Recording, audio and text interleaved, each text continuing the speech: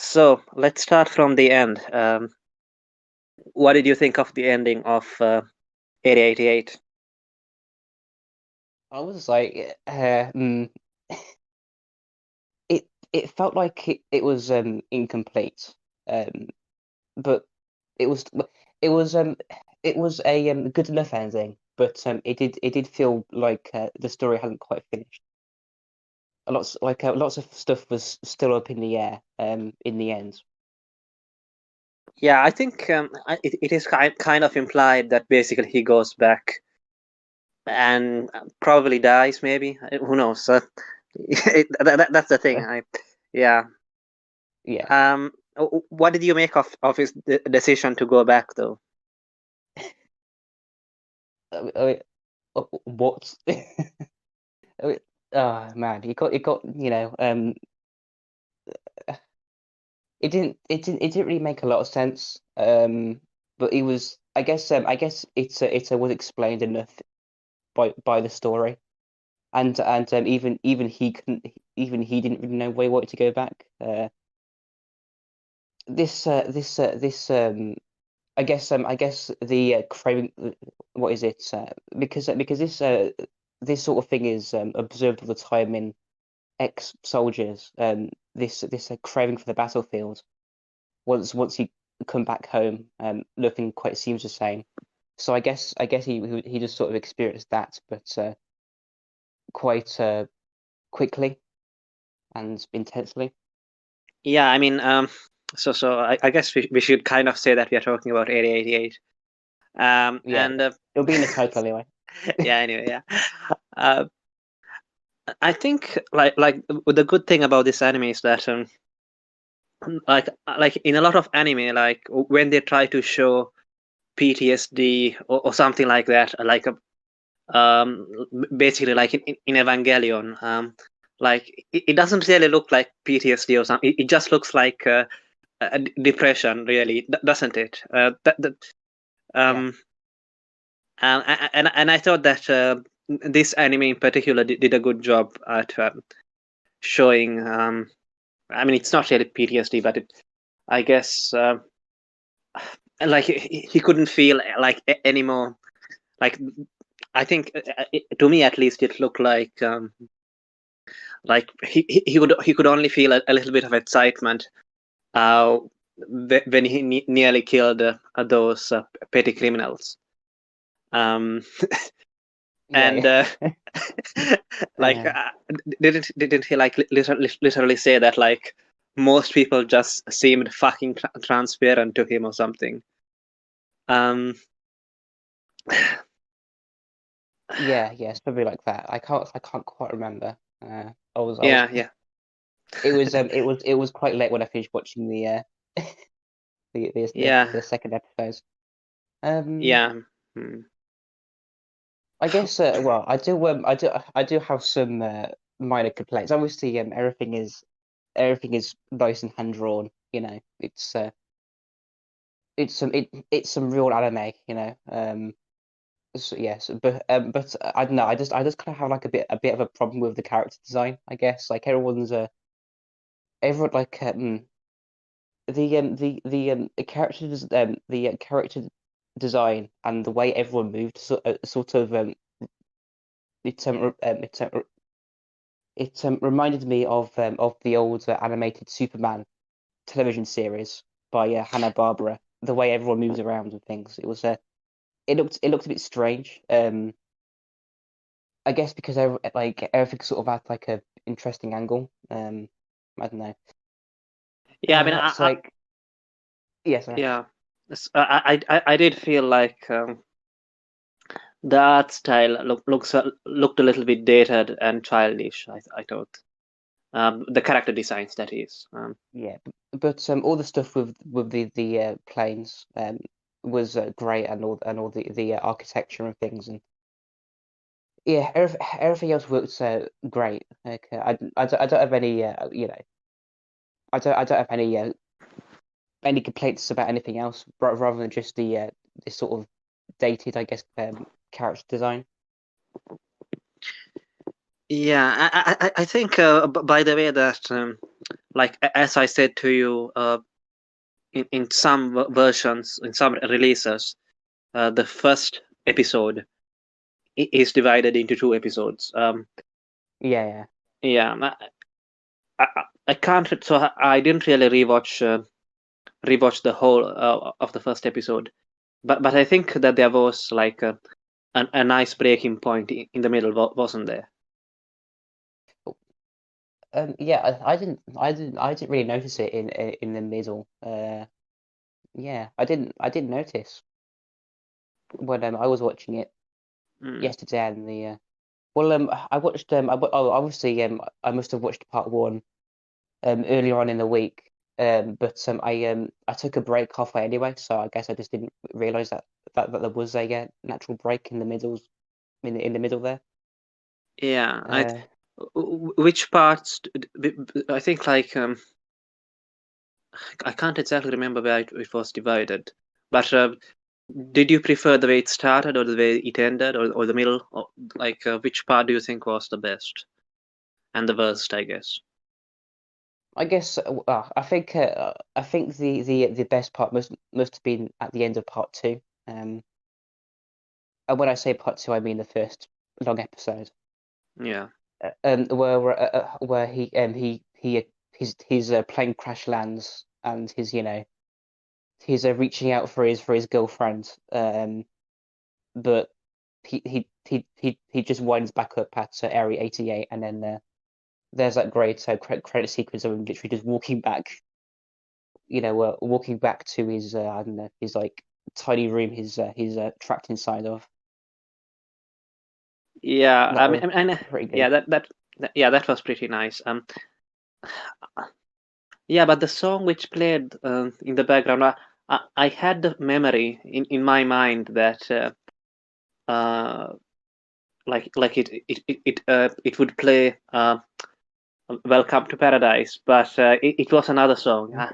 Yeah, No, it was yeah, it was another all the, song. it was still But, but, it but was still a good song. Like all the music in this is great. Like it suits the moods quite well. mm. What did you make of the side characters? I guess. Uh, I hmm. Yeah, this like this is one of the problems in that there's only like really 4 or 5 characters in the whole thing, which is obviously I've forgotten everyone's name, so this is going to be It's fun. all right. Yeah. The main character, his girlfriend, her her father, the assistant woman, I guess the main character's rival, um, and then the old man. Those are the real reoccurring characters, and everyone else either doesn't really last very long because they die in like a dogfight, or the story just isn't focused on them. I guess so. I don't Mm. know. I don't really have a opinion on the side characters because I don't really feel that invested in them. Yeah. So I checked where the first episode ended, and it ended. When he crashes first, I think, and like basically he loses all of the money which he had made uh, because like he Ah, needs to yeah. get a new plane or something. I think that was where the first part ended. Uh, Okay. yeah, I can and hear it in the background. yeah, I know. And I think the second part probably started with the journalist. If you remember him, um, let's see. Yeah, it starts again with Hang on. the yeah. Yeah, yeah. I imagine that's about right. Uh, Um, what did you think of the journalist? uh, mm, Nothing much. All right. Yeah, nothing much really. I guess he was just there just to create drama. Hmm. Let's see. Yeah, But I just wanted to check whether it actually played Welcome to Paradise back at the end again, but apparently not. Like even in the version where it's spliced into two different parts. Um, I think the when it comes to the side characters, the TV series goes into a lot more detail about them. But the problem with the TV series is that the aeroplanes are all CG, so that that mm, kind of uh, takes the good away out of it. To be honest, I remember that like since I watched it with you yesterday, I remember it yeah. that it was a lot better than it actually was. I don't know. I guess it Um, happens sometimes. well, Uh, I guess there's always going to be a difference between the first and second watch or something. It was still good. yeah. Like it's not going to be in my top 10 personally, but it was still like Hmm. it was still a good OVA series. Yeah. I think like I kind of like I think I watched this after watching Eva and a bunch of other anime like that, which are also like basically about pilots who are reluctant to go to war.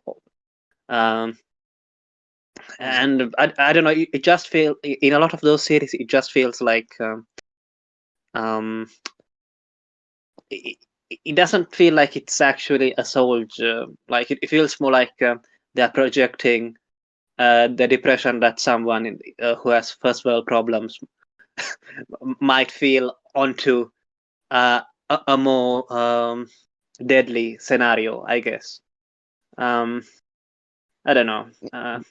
Yeah, Yeah, I guess yeah. You were said something about the stakes and yeah, one thing you can definitely praise this series for is for its very high stakes. You actually the way everything is executed makes really succeeds in making you feel like actual tension. Like you don't you know you're you're never like 100% sure that that the MC is going to live or die or not, and there's that constant tension in the background all the time, and it does well to elevate those dogfights and things, and you know all these dogfights are incredibly well animated, especially the dogfight with the Harriers as well. I really liked yeah, that Harrier scene. It was good. Yeah. yeah. I mean, uh, like as for the side characters, like I just felt like, especially the mechs at Area 88. I kind of liked that they didn't go, I don't know, like too deeply, uh, so that it didn't end up like a fucking soap opera or close to with a battlefield, which is just a sideshow. Which sometimes, like, for example, when you're watching Gundam or whatever, like, um, it does kind of feel like that, doesn't it? Like the characters are kind of uh, concerned about other things. Yeah, I sorry. Sorry, go ahead. I would say the same with Macross as well. Yeah, yeah, exactly.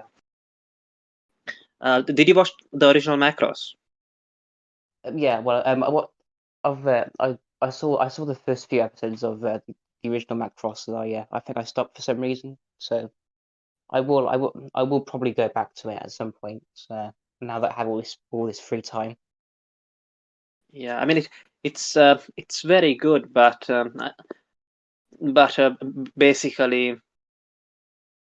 it's sort of a paradise. I like it because, like, on the one hand, you have a sort of a warrior caste, a warrior society, and on the other hand, you have I guess a modern capitalistic society, and Yeah, I mean, yeah, yeah. There's literally been a massive unification war in the world of Macross, and the entire world is like ruled by one government, or maybe the UN or something. yeah, But yeah. at the same time, there's all these veterans lying around because obviously there's been a massive unification war.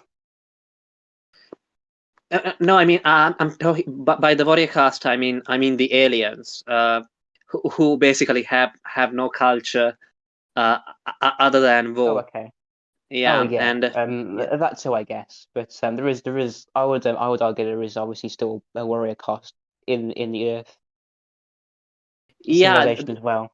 yeah. But there is, but like you haven't watched the whole thing, so I guess. No, But I haven't.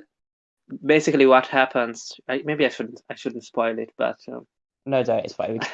We can move on. We can uh, actually talk about what we were intending to talk about, I guess. yeah, Area 88. I mean, um, I think so. I do like one of the good things about mecha shows, I guess, um, is that it brings back to war, and of course mecha, and like you could consider Area 88 to be a mecha show, really.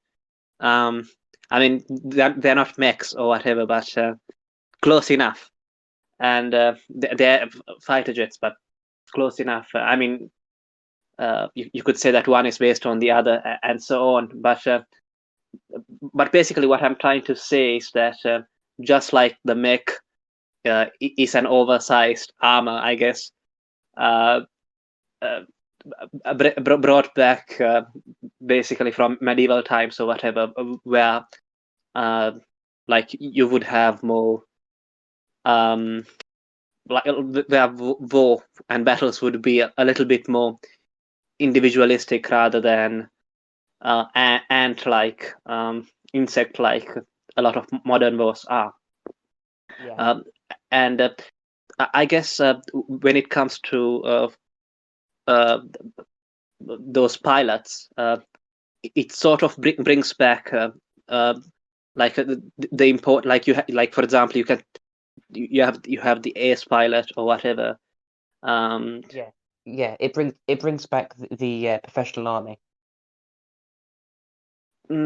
not the professional army, but rather like I guess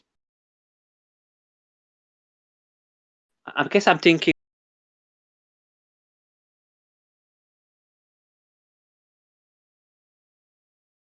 I think I've lost you. Let me just reconnect.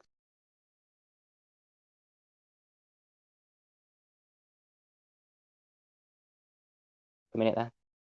Can you still hear me? Or well, I can't hear you. Hello?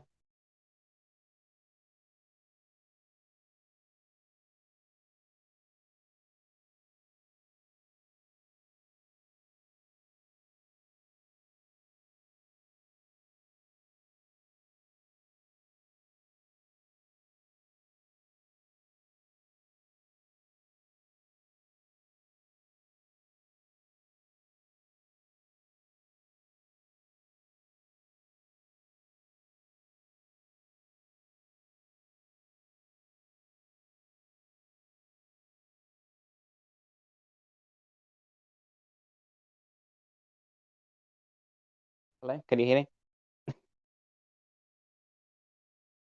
Hello, Mm. more. Oh, hello. Yeah, you're back. I can hear you now. No. Yeah. Where did you stop hearing what I said?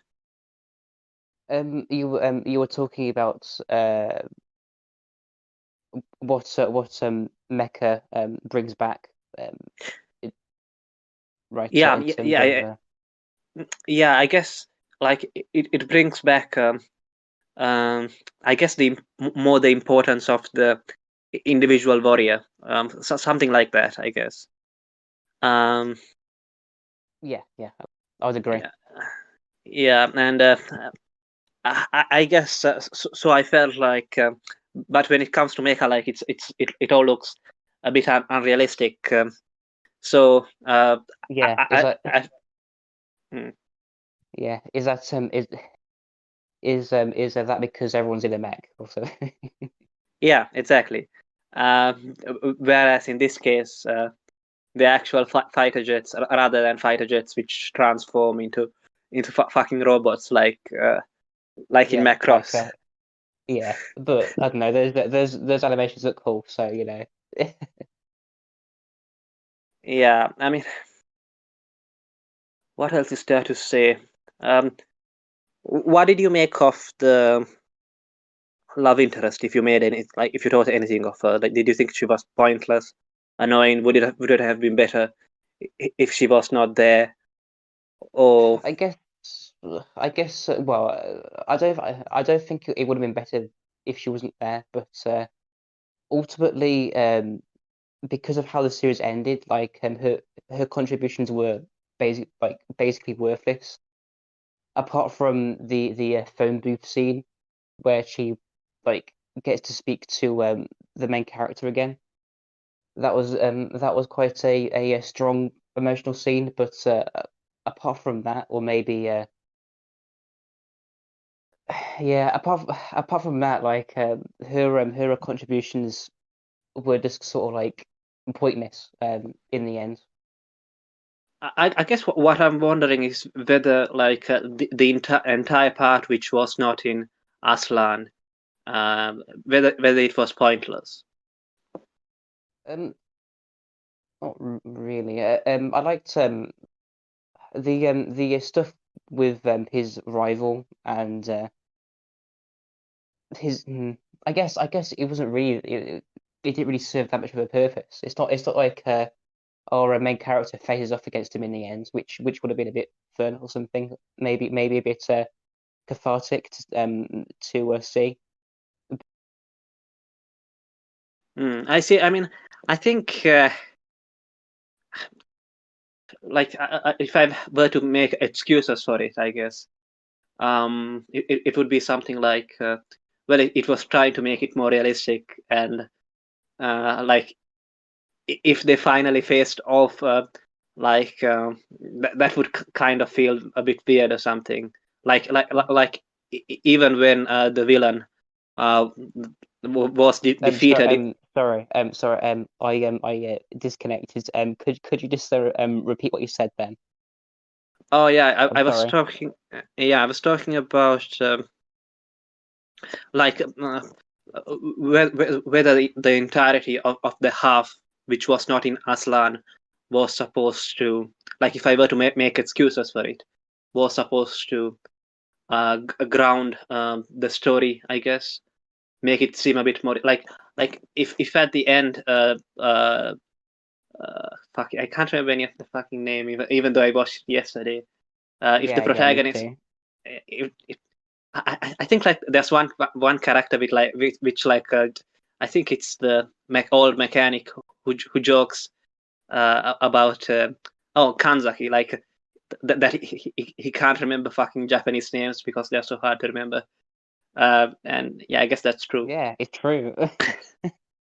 Oh, Though I can't remember that old mechanic's name either, for that matter. Uh, by the way, the bad guy's name was Kanzaki, and the good guy's name was Shin Kazama or something. I think, I can't remember. Anyway, let's say it's Shin. yes, another Yeah, another Kazuma. yeah. Yeah, You mean from Konosuba? I do. Yeah. Yeah. I'm not sure if it was if it was like a good choice to watch that series or not. I did, and I did I did have fun watching that isekai, I guess. it's probably one of the better isekai out there, I'd say. But anyway, back to Area 88.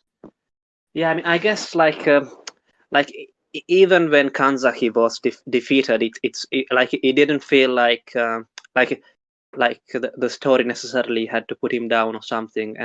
And if like if there was like a final face off between Kanzaki and Shin, I don't know, like wouldn't have made it seem less realistic, like it's the final battle between uh the Yeah, two. maybe. Yeah. Uh, Um. I wouldn't really have wanted a fight scene or something like even something like a acknowledgement or something at the end. I don't know. At least. I don't know. I guess to me it felt more like okay, this is supposed to be real or something. So like in reality, like you wouldn't get that. Like it would, the story would, like, things would just move on. I guess. Maybe. Yeah. I still Yep. I still I still think Shin's decision was yeah, I still I just find it difficult to understand why he made that decision to go back to Arslan, where But isn't it obvious yeah that like he just didn't feel any excitement anymore from uh, from normal life or whatever. Like I kind of like didn't buy it when he said that like that that all the others were wrong about his motives for returning there. And I guess it also was because he was kind of worried about the other guys, um, which kind of felt yeah a little bit sweet to me, I guess. I don't know. I kind of like the idea of him going back, not knowing whether he would die or not. Uh, but yeah the parts where he feels a camaraderie with the other pilots he met in Area 66 and his desire to go back to a sort of I don't know where I don't know I guess repay them would be the best way to say it. I understand that, but like they're all leaving at the same time, so it is the I don't know. I think the primary reason for him going back to Arslan is sort of new to that point. Obviously he doesn't know that his allies are coming back home while he's going to Arslan, and it's all it's all up in the air. Like if he if he turns up at some like bombed out area 66, sorry area yeah, but 88, like is is he just going to turn around and head back home? Like it just does it seemed feel like it just seemed like a bit of a I don't know. I don't know, like, but does it feel like isn't it better than that it's left up in the air? Like, would it be disappointing if like I don't know, you get to see them all get together, or you get to see them all die or something. Um, I would I, I I would rather see him like die tragically in like in some like raid or something. I guess maybe. like I guess what I liked about it was that like in a lot of anime, like maybe like fucking Naruto or whatever, like you in order to show that like they are comrades or whatever, like they constantly need to fucking say that they are nakama, they are family, or whatever. Yeah, And there is a bit of that when Shin first comes back comes back home. The other pilots sort of insist on following him to the border, and they do the aeroplane dance yeah, I kind of like that though, because Yeah, like yeah, it was. it was just Yeah, one time, like it wasn't like constantly shouting at each other about how they are family or something. Uh, no, no. There is yeah, there is room for this stuff, but obviously it becomes devalued if it's done too much. I guess if it's like if it's said all the time, it yeah it doesn't. It's not as impactful. it's like in Dragon Ball, if you have watched it, like Krillin, I think dies a couple of times or whatever, or 100 times or whatever, and every time Goku, he's sad or whatever and angry about it. And I don't know, after seeing it a few times, it just starts to look a bit silly. Uh, Mm, yeah, I don't know. Like I'm not saying that uh, he went back to the battlefield for his uh, just to save his comrades or whatever. But more because he was one of them. Like yeah. he wasn't a normal guy anymore. I guess. And No, but it's just the way I see it is there's only really two endings. One where he sort of goes there and dies somehow, or he goes there, he sees that his comrades have left, and then he just like basically just heads back to Paris and gets with his love interest or something. Like, yeah, like I don't know, isn't that just like seeing the fucking, like I really hate it when at the end of a movie like they need to fucking show like how everybody ended up after the ending or something. yeah, Uh, I don't like that. Yeah, I do prefer the short, quick ending where yeah, the, you're the, given enough, but it doesn't um the story doesn't sort of gorge itself. have you seen the anime about Alexander the Great? No. Like Snob made a review about it, and Snob is Greek, so obviously he's going to be interested in that anime. And basically, like it's sort of a fantasy setting, sort of like even if it's Alexander the Great and the characters and like the people Yeah. involved in that campaign were there, but like it's on another planet or something, and the Persians have this machine which determines fate, or like which allows them to determine fate or whatever. So that means that Alexander the Great was fighting against fate, and the anime ends just as the final battle is about to start.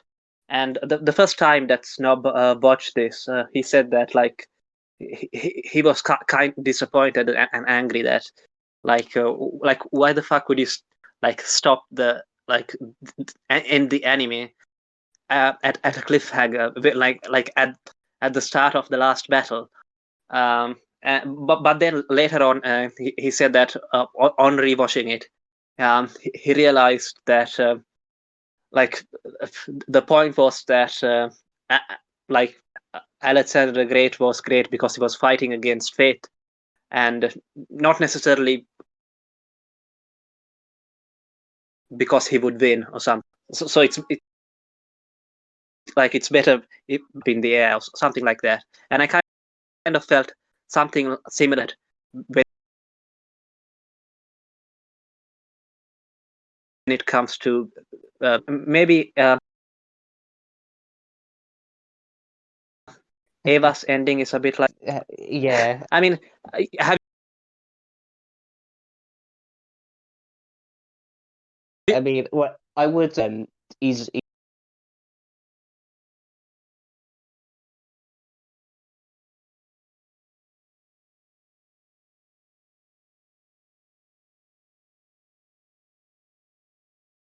is like even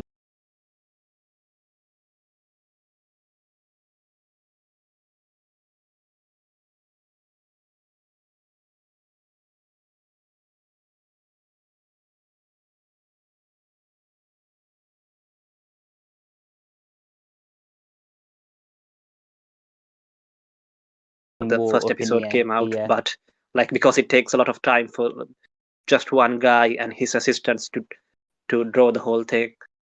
And the ending is a little bit different in the manga because you get to see what happens afterwards, and it's kind of lame. Like basically, what happened? By the way, can you still hear me? yes, I can. Like What happens at the end is that like uh,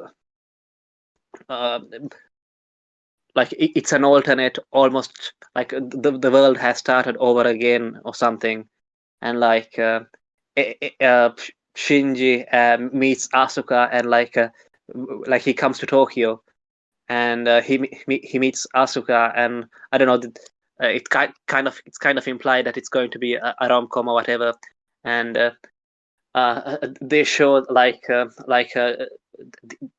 the angels, not the angels, but the mass-produced Eva, uh, like who have been like crucified or something, all standing, like like all being just stuck in the ground somewhere, in a place, in a snowy place, because like the anime ends, the manga ends in winter, and I think like so it just says that these are some ancient relics or something. So basically, it is implied that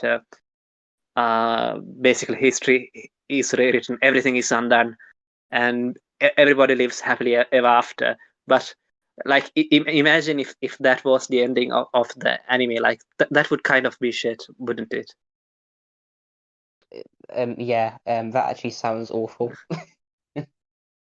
uh, but when you look at a lot of reviews of the end of Eva, like you will hear people say like, oh, it's not just Shinji and Asuka who survived, but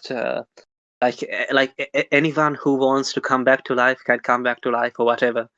Like Yeah, uh, which is that's a could be true because there is a line in that film somewhere, but it's never yeah, actually but shown. I know So exactly. Yeah, I know, but like imagine if it was actually shown, like wouldn't it like cheapen the whole thing?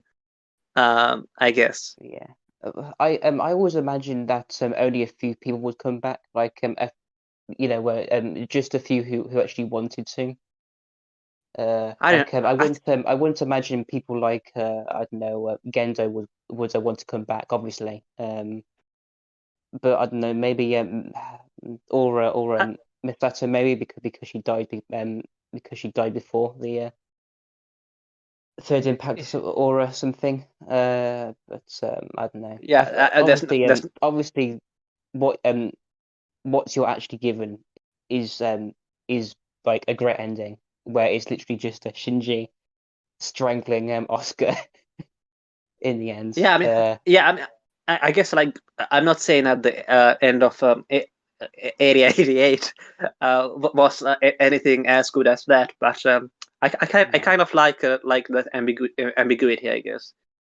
Um, like like Yeah, yeah. have you I see what you're saying. Yeah. have you read any Charles Dickens novels? Um, Yes, I have.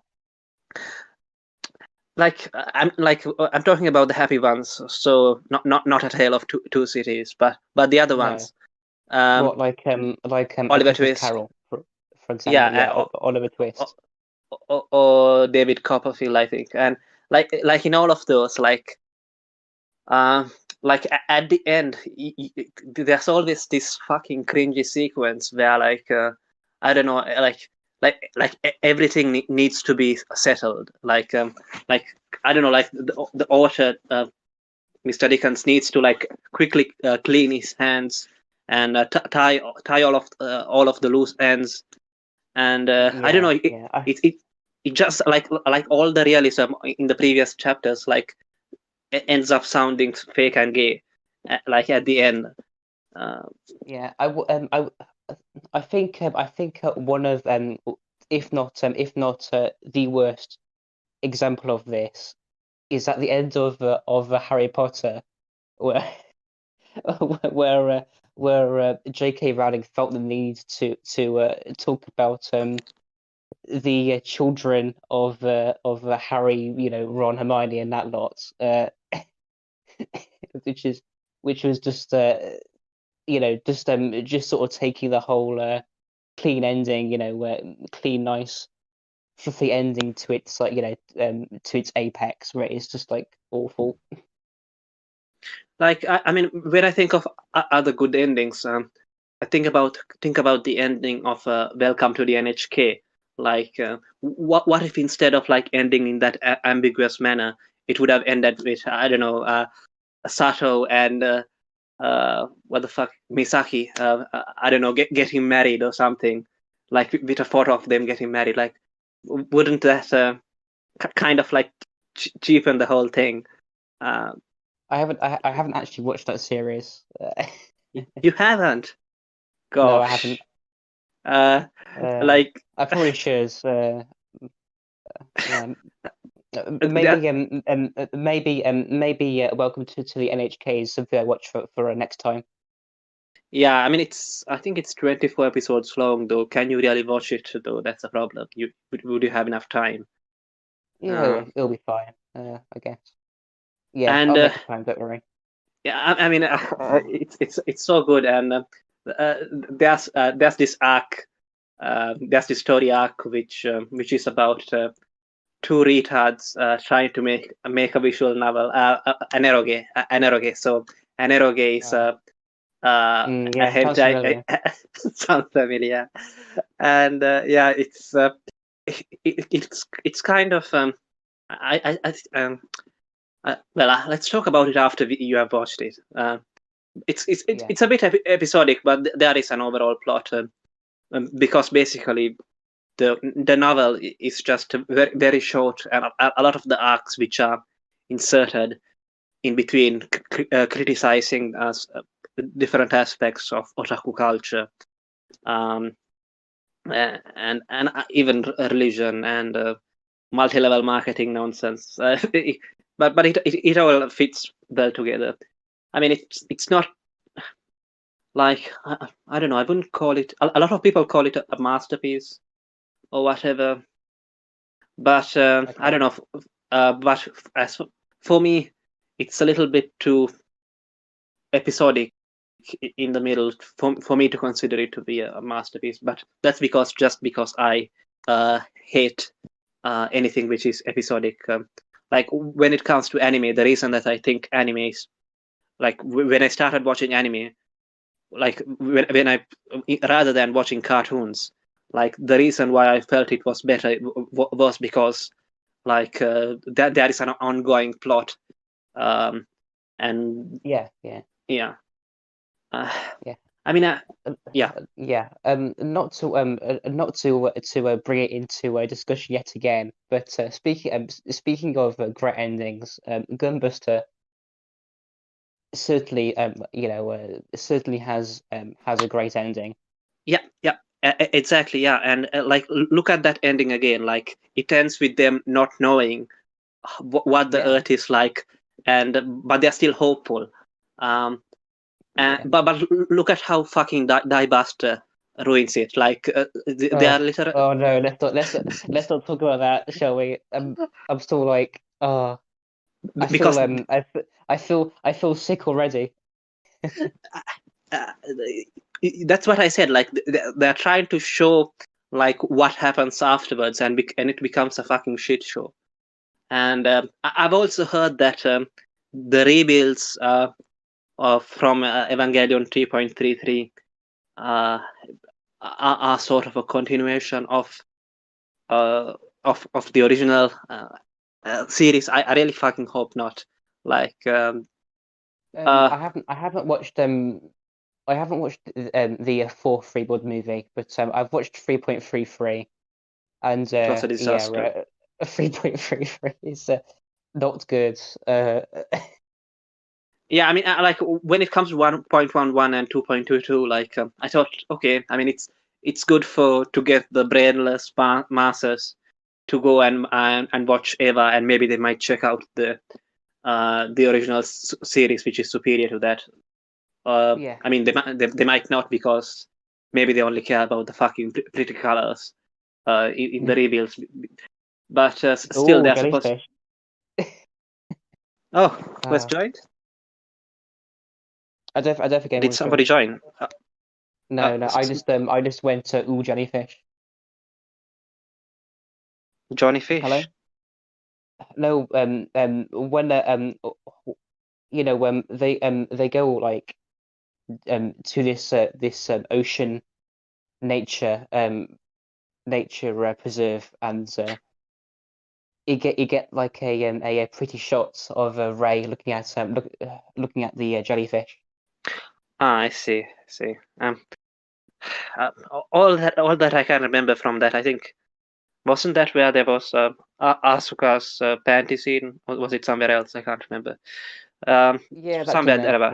Yeah, Yeah. yeah, Yeah, it's not, but at least I thought that, okay. I mean, um, like maybe like some people liked Eva for the fun parts. So like maybe they're going to make a more uplifting kind of Eva. For example, I thought that the ending of 2.22 was not bad at all. I mean, it wasn't no, exactly great, but I, yeah, I it wasn't. yeah, Yeah, I like the music and all that. But yeah, the, the everyone likes the the creep. music. I mean the creepy song sung by Children or something. Or Mm, Japanese women. I don't know what the difference is. Um, yeah, honestly. uh, and oh god, uh, like again after that there was some hope, but like it was when it came to showing the aftermath that it became a clusterfuck. Anyway, we were talking about Diebuster, and Yeah, basically, for those who do not know, like though you obviously know, the ending of Diebuster shows basically the other side. It's basically the ending of uh, of Gunbuster, and like all the wonder and all of that is gone. I don't know. I mean, when it comes to Diebuster, I kind of felt like the protagonist like was literally just a fan of the original Gunbuster. That's what I felt like. um, yeah, yeah, like yeah, yeah, like what was up with all those other like gunbuster machines? I guess like apparently they can all do magic now. Like it just like it felt weirdly like a magical girl show, but it really shouldn't have been because like uh oh well. yeah, it was, Can you hear me still? yeah, I can, yeah. Okay, all right. I mean, it's the same thing with the FLCL sequel. Um, Yeah, I it, just watched the first series of FLCL. the Yeah, because original, I obviously. knew yeah the original because I knew I saw everyone saying like the rest is like bad. Just watch the first what like 6 episodes, and then you can stop there. So Did I did. you? Yeah. Did you watch Gurren Lagann? Gurren Lagann. Yeah. No, I haven't. So after I watched Die Buster, like my Exactly. Yeah. Yeah. desire It's. to Yeah. I go mean. down that path sort of stopped. Yeah. I mean. Basically, it's just another inferior version of Gunbuster. It's not as bad as Die Buster, but it's pretty bad. And a lot of people praise it, but like it's just too dumb. I mean, like Gunbuster was pretty dumb too, but like Yeah, when it came to the sci-fi and the setting, like at least they were trying, you know. yeah. Like Y- uh, Well, the first episode of Gunbuster is literally just a comedy anime, isn't it? Like that's how it starts with all those those robot acrobatics and yeah, I know. things. Uh, I mean, I mean, like, why the fuck do robots need to do fucking push-ups? Uh, yeah, the robot pyramid was a good one as well. yeah, but as it goes on, I think I think it's because Gunbuster came out at a time when people uh, like like even people trying to make a rule of cool stuff took sci-fi a little bit seriously.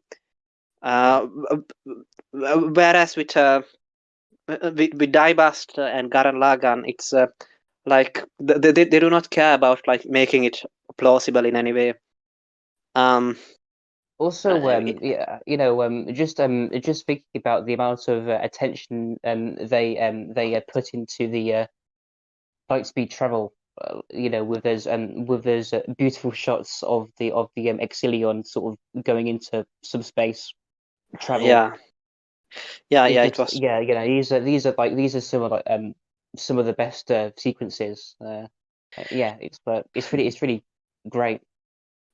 By the way, Macross, do you remember, Love, is sort of like it sort of shortens the story of the original Macross. It's not, the story is not as good as Macross, but the animation is really good. Um, Hmm. and there are some scenes at the start of the Macross. You know what the Macross is, the giant spaceship, and Yeah. it really looks great. And yeah, it's just a pretty looking movie, and like it has an anti-feminist message as well to go, which is kind of funny. Uh, but yeah, I mean, it really does. Yeah. Um, like uh, as for the ending of Gunbuster, given that we were talking about endings, um, did you know that like it cost them a lot more money to make it black and white than it would have cost them if they had made it in color? Yeah. I want to yeah. Do you know why that was? Because that doesn't really make much sense to me. Yes, the reason was because basically they wanted like to show this the sheer scale to try to convey like the sheer scale of like how giant these weapons and these enemies are, and like to show like how far humanity has gone or something. Like to make it, I guess, more cinematic, even though it's an OVA, like so basically just video cassettes. I think it Yeah. worked. I think it worked. Um, like if they were colored, do you think it would have made a difference though? Yeah, I think it would have. Yeah. When I yeah, watching the sixth episode for the first time, sort of makes you wonder why it's in black and white. But later on, when you see all this future tech and things like the hovering elevators and stuff, it's to me what it seems like is it's sort of calling back to older sci-fi, like what is it, Lost in Space and things, and it shows a image of the future that's sort of everyone hoped for. So I guess the black and white sort of I don't know, it sort of is hopeful in a sort of roundabout way. Yeah, I mean, I think but to put it bluntly, like they thought that it would like make everything look larger, like because like I think like they literally like converted Saturn uh into a fucking weapon or something. Oh yeah, they I, did. Like, and but look at how compare that to Die Buster, where like you also have like things which are of a giant scale, like the protagonist in Die Buster becomes like as huge as big as the Earth or something. But it doesn't feel like that. It doesn't feel like yeah, she yeah. is that large. Also, there's this problem I've seen with 3D animation where you can just sort of animate so much at once that things just go too far and you sort of get like the screen completely filled up with like this over bloated and really awful looking animation that sort of overlaps and things. I hmm. It just yeah it just feels like really messy and sort of like if like it feels like weirdly Spengler like Spenglerian in a way if you sort of get what I mean. No, I don't get it.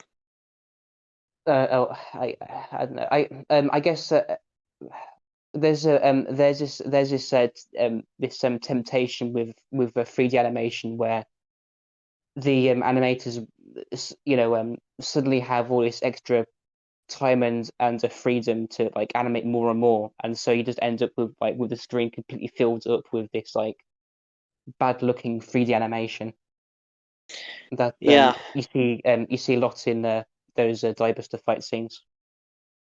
Yeah, I mean, like the excuse which have made people make for this is that, like when you tell this to people, like who are basically just hyped, hyped about whatever new anime is coming out, they will say something um, something like, "Oh, you're only comparing back when the art of cell animation was at its height to 3D animation, which like so basically what they're saying is that it's only a matter of time that artists will be able to create something greater using the new methods. So basically, 3D animation. Uh, but I don't know because if you look at that new Evangelion trailer, well not so new at this point. It just looks awful. Like all those 3D animated mechs. Like it's just like yeah, it's yeah, obviously inferior. yeah. But to be fair, like every trailer for every rebuild movie is a total meme.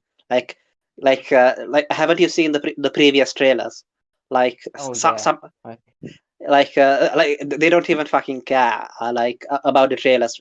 Like they will have like random stuff happening. yeah, Or yeah, but maybe it's not as if any of the mechs and things go through some sort of like radical redesign for the yeah. films. I mean, like the trailers look especially awful, but I guess what I would ask then is, do the rebuilds look worse or better than the TV series? Yes. Better or worse? Worse. Like uh, yeah, like the television series is like well, I guess it depends which part of the television series you're pointing to. But definitely the former half of the series looks way better than the rebuilds. But are you sure you're not saying that just because like you're thinking of the end of Evangelion? No, no, like right now, like I have in my head that that's a beautifully choreographed scene with Ava Unit 1 and the First Angel, like and how much better that scene looks than its counterparts in the first Rebuild film. Like yeah, like I would just say it just looks better. Hmm. I guess like what people defend in 3D animation would say is that well, you're only comparing like the very height of that sort of 2D animation, but like if you go to the infancy of 2D animation in Japan and look at stuff like Astro Boy or whatever, um, like it was all made to be as cheap as possible, um, but it eventually got better. So they would say something like, "Well, CG is also used because it's cheap, but like hasn't it gotten better or something?"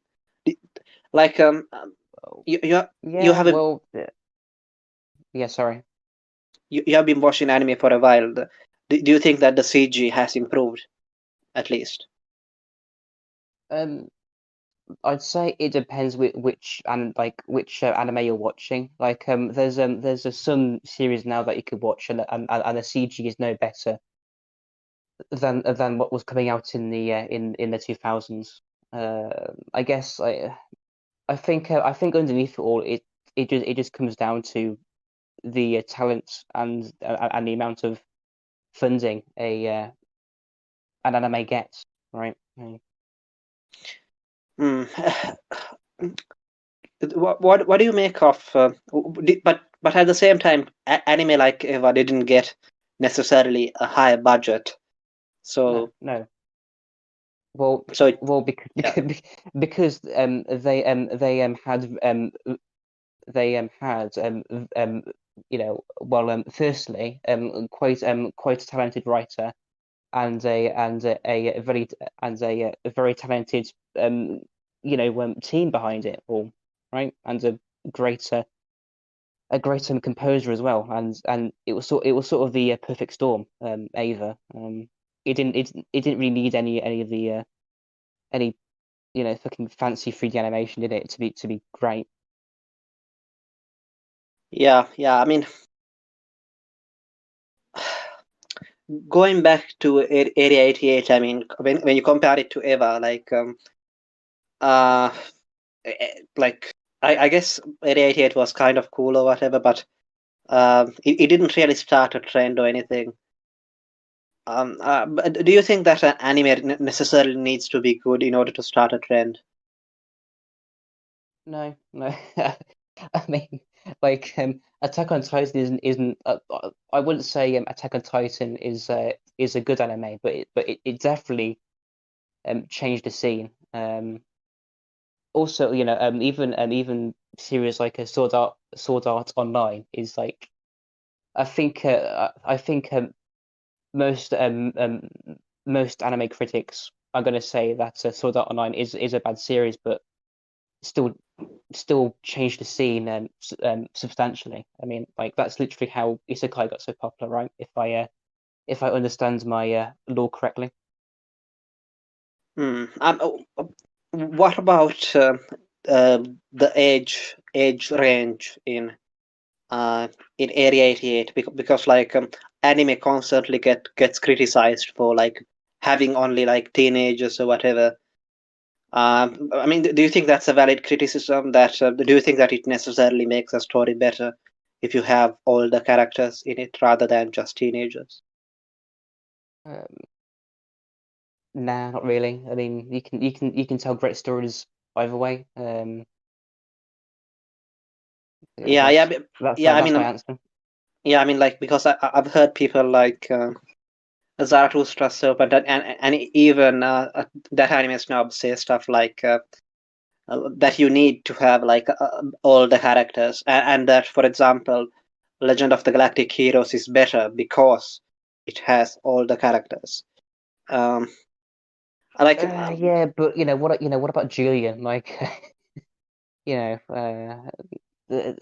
it's not as if Legend of the Galactic Heroes is great just because it has mainly adult cast. I mean, somebody's like a lot of the characters are like my age. Like who is it? Reinhard is like a year older than me or something, or like maybe as old as me, and like he's a main character in the first series. Like, well, I mean, literally all the way through, right?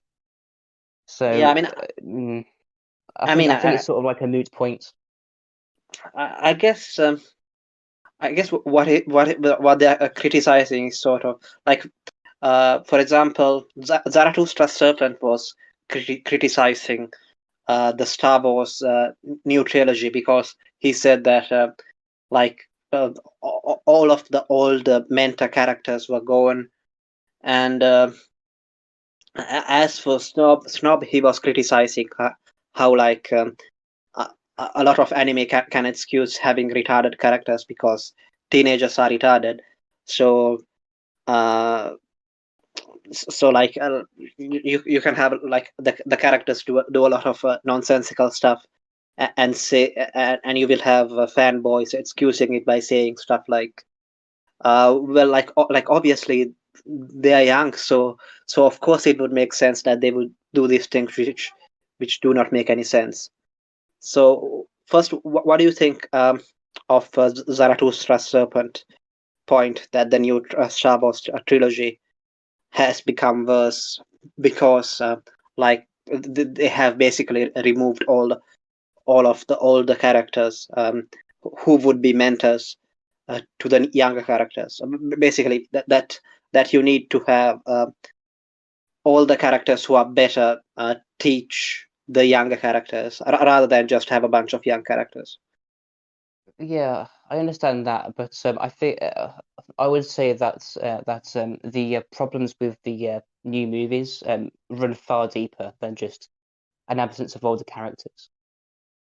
Right? I mean, Mm, like you know, it's uh, it's literally down to like who's directing it, who's writing it, and who's financing it. Like yeah, these are the main problems. And even the actual casting of these like new young people. I mean, like honestly, who even likes Ray? I mean, like like oh my God, like the casting is like even the casting is just so bad. Like it's just doomed. Like it's I, not just about an absence of like older mentors. It's just like an absence of any spirits. what if instead of these young unexperienced actors, it would have been a bunch of older, more experienced actors instead? Like it still would have been bad because because of because of who you had helming it, right? I mean, like steering the ship. I mean, I don't think it was just because of the actors. Like it was because of a multitude of bad choices and decisions that these sequel movies are as bad as they are. Yeah, I mean, my own theory is that when people say stuff like this, especially older people, it's kind of because like they started watching this stuff when they were about the same age as the protagonists of these stories. But now they can't relate as much to the younger characters. So basically, they need to have a bunch of middle-aged people play a central role in the story because otherwise, um, I guess they can't get into it or something like that. What do you think of that? Um, yeah, I guess so. I don't I've never really well, I guess I do understand this, but I don't really care. Like I can get in I can empathize with anyone really. Like you will have like a lot of people say that that it's easier to emphasize if the protagonist is like your age and your gender and maybe from your country or something. Do you think that's Maybe. Um I don't know. I can still empathize with like a Japanese guy or a fucking anthropomorphic anthro pomorphic car. I can still emphasize with like with those things or I don't know. I don't know. I think there is something to that argument, but that doesn't mean my empathy stops to an extent where it just ruins the films like film for me or anime. Um, what did you think of that tweet in which A shared, where he said that like for some reason he can't explain why uh, when it comes to foreign cultures he can empathize the most with Japanese culture. What do you think the reasons for that might be? I don't know, it could be the video games he used to play. I don't know, maybe or maybe I don't know some odd extension of how we're basically we're basically like Japan in a lot of ways, I guess. Um, like with a lot of anime, like from that time, like Area 88 and Macross, uh, and maybe even Eva, like to a certain extent, but less so because it came later, and certainly Gunbuster. There is a sort of internationalism, like have you noticed it? Like for example, in Oh Area yeah, yeah. 88, why do you think that is? Like Um, you don't find it anymore. Like in most anime, like it's mostly all Japanese people these days. well, I guess maybe it was just how I don't know, I guess it's just a what's the word, a reflection on how on the on the national spirit. Um, if a country sort of feels hopeful and courageous, then you're going to start you're going to start to want to branch out, I guess. But obviously, mm, yeah, that's what I would guess. So that means that if your country is in the ascendancy, it's naturally going to be more internationalist. Yeah. Mm. So, do you think that the reason that the reactionary movement is against internationalism is only because the West is not in the ascendancy anymore? Um. For me personally, no, but I guess you could say that for, in a more general sense. Like, I don't know if it was you or Quetzi who said that they used to be in favor of the British Empire, and they thought that well, like if everybody was like us, then like Britain, there wouldn't be any problem. Was it I you? think no. I believe I believe that that must have been Quadsi. I see. Oh yeah, it was Quetzi, yeah. Yeah, we Um, do. We do sound kind of similar. I think. so were you also like that? Um, a bit. Um, I guess. Um, I'm not sure really. Because on the left, you do sort of see some like interesting trends that are somewhat similar to the reactionaries, but for different reasons. Like I was kind of like against imperialism just because of the environment I was in. Then when I was sort of breaking free from that mindset, I went through a very short phase of thinking everywhere should be like the West. Mm. The reason why I now think the way I do is because I just see everywhere. If everywhere's like the West, then that'll just be a a it would mean it would mean that there's a reduction and lessening of the world. But if the West is the most superior civilization, shouldn't every civilization try to be like it? No, like if every civilization should aim to be different. So you think that every civilization is equal? No, I don't. I don't think any civilization is equal at all. But that's the whole point.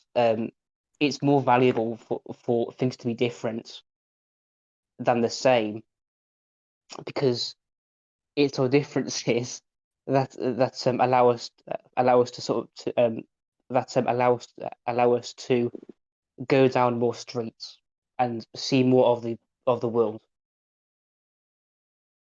I mean, I guess, but if there is a superior civilization, why shouldn't it rule over the inferior ones and turn them into itself? Because that would be a lessening, and it would like you sort of like you sort how like how would I say this, like how okay for example how we and the Greeks approach mathematics is different, because I see mathematics as abstract symbols, whereas the Greeks would have seen mathematics as abstract shapes, which means Greek math and my math are different concepts, but that allows us to understand the world more clearly, because we think in different ways. You know, when we think about something like mathematics in different ways, so we can get more out of mathematics. If you see what I mean. Yeah, but It is what if like understanding of the world and how successful you are in the world are two different things. And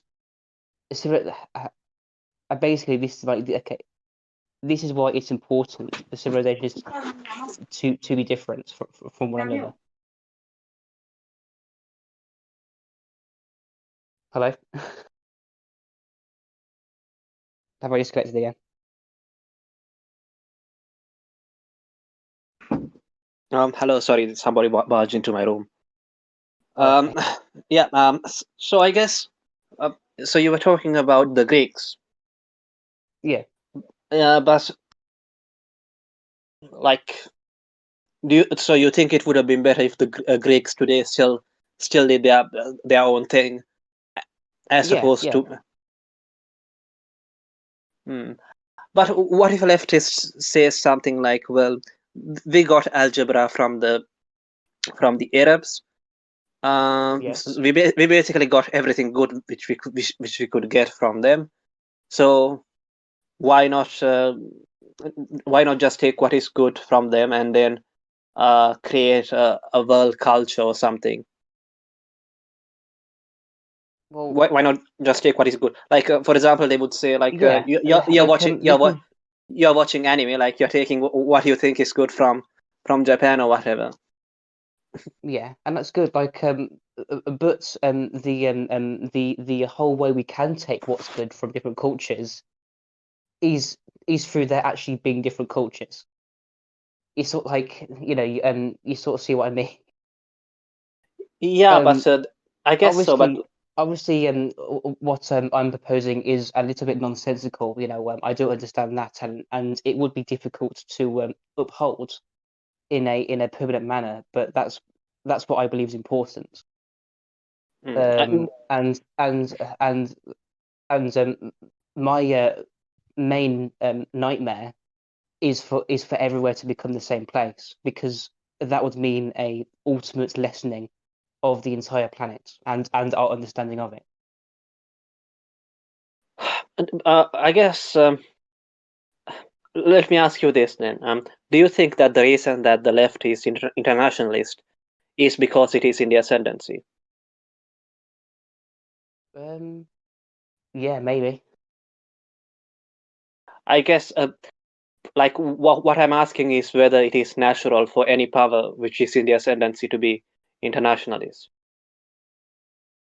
Like Well, so basically, yeah, so I mean, like from a kind of a Machiavellian sort of view, isn't it uh, a survival of the fittest culture? yeah. And Well, it's always has been. so why shouldn't the West then dominate and Western culture dominate the rest of the world? Why should it artificially stop spreading? Not necessarily artificially, but like why should it stop spreading its culture to the rest of the world just because it diminishes weaker cultures which cannot resist the West? Isn't it like a selection process which is going on?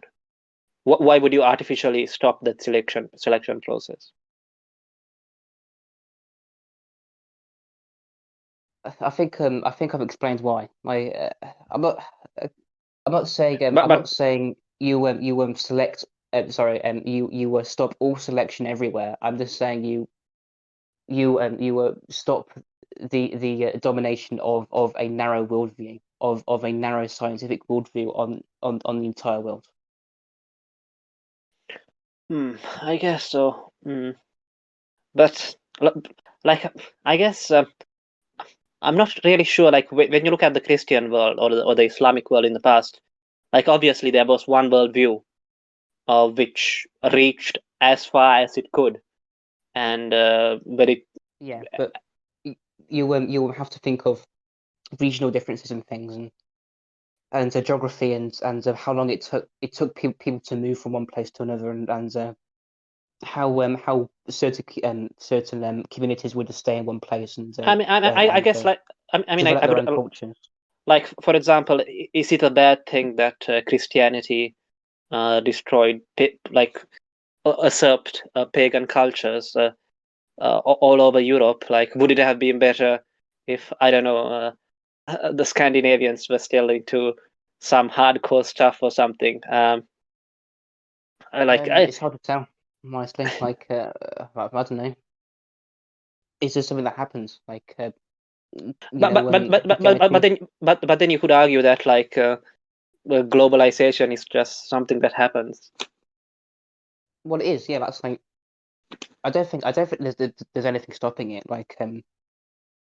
With our new technologies and things, especially with international trades and the internet. I don't think there is any stopping it. Um, unless there's some sort of like disaster at some point. I mean, like going back to A's quote about like him being able to relate to Japanese culture, isn't it because like until recently, Japan was the most westernized, non-Western culture? I don't know. I have to ask him. I'm so I I'm mean, so I'm sorry for giving you sort of a non-answer there, but I couldn't I say. mean, I guess like Japan like was the first nation, first Asian, non-European, and well, not just Asian, not African. I mean, there weren't any African countries which were able to achieve this either, but which basically was able to create a modern Western central state by like literally copying the German Constitution and the British one, and in the process destroying their own culture. So uh, I don't know, like and then of course they had an American Constitution like literally shoved down their throat by the Americans as well, Mm. um, enshrining Western values like I guess equality of the sexes and other things like that. So like um, I guess why do you um, forget about A? Like why do you like why are you so interested in Japan's culture, pop culture, as opposed to like anywhere else? I don't know. I do quite like Western culture too. Admittedly, but yeah, I would say my preference in media would be stuff produced by Japan. I guess it's just based off a objective, well, quote unquote objective experience. Um, after watching movies and films from like France or like Europe, films produced by Hollywood, and television series produced you know series produced by the BBC and whatnot. And after experiencing all these things, I've just found that anime is what I like the best. I mean, I guess if that is the case, if anime is better, should like Americans, like an American cartoons or French cartoons. Actually, I think there are some French cartoons which are kind of based on anime, like Code Lyoko. Like like because like objectively speaking, anime is superior. Like so, Well, to should me, yeah to you. So like like I mean, do you think if there is an objective, like if there is something better, why shouldn't it be spread everywhere else as well? Why should because certain people disagree, wouldn't they? Like if you got the consensus of which country produces the best animation, people would when people would probably say Disney, Pixar, why or why something. not? Why, but And I guess, you, but why not do you then spread that everywhere? leave it to the market then? Why not leave everything to the market and say like Because let people vote with their wallets or something um, well, when it comes to the culture. that's you yeah well that's fair. Um, but eventually it's just going to be the most efficient practice that prevails, and everything else is just going to be paved over enough time. And you don't think that the most efficient should be able to uh, take over the least efficient? Like for example, I No, no, no, because it's just because we're just going to be left with this bland standardization and and as I said, a overall reduction. I guess Academic Agent's latest stream, he sort of criticized the carrot pill. Can you still hear me? Yeah, I can. Yeah. Um, in Academic Agent's latest stream, he criticized the carrot pill by saying that like uh, like it's like it's just a lap or whatever. Like it's not because it's not it's just a lap because it's not efficient enough. Like like being a subsistence farmer, like you're just really you're just doing it as a hobby, when in fact you're still dependent on more efficient forms of agriculture. Um, so like, couldn't you say that if this is true for the carrot pill, couldn't you say that like that it is true for all other forms as well? Um, that like for example, when the Japanese government tries to protect kabuki theater or whatever by like artificially pumping money into it, which obviously they got from taxpayers of or through debt, uh, like in order to keep the old culture alive. Um, couldn't you say that is just as a lap as the carrot pillars?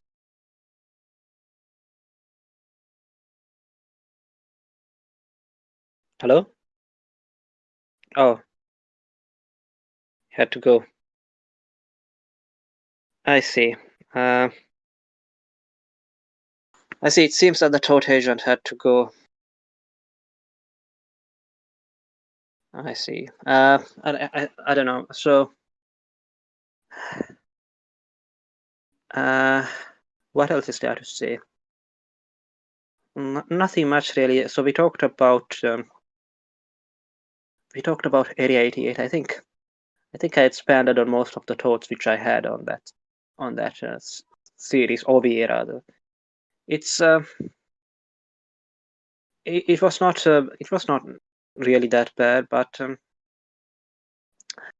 it wasn't nearly as good as I had remembered it.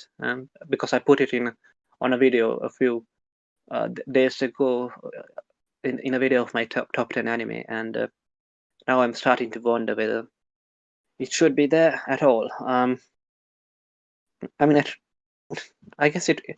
Uh, yeah, the character designs in particular looked a lot goofier than I had remembered them, to be honest.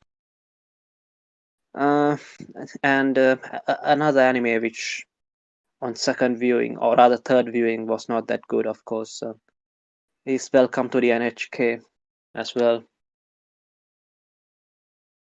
Uh, anyway, I think I've talked for quite a while with him. It's been a while. Let me check for how long I've been talking. I've been talking for a while, yeah. I started at 1:41. So anyway, to end this video, uh, so I'll put a link to my Discord server in the description of this video, and if you click that link, you will be able to join my Discord server. And if you join my Discord server, you will be able to talk with me just as the Tote Agent did, and I'll record the audio and post a video just like this one on my channel. So please consider joining the Discord server, and we can talk about anime, about politics. Yeah. So that's all for today. Thank you for listening, and now get out.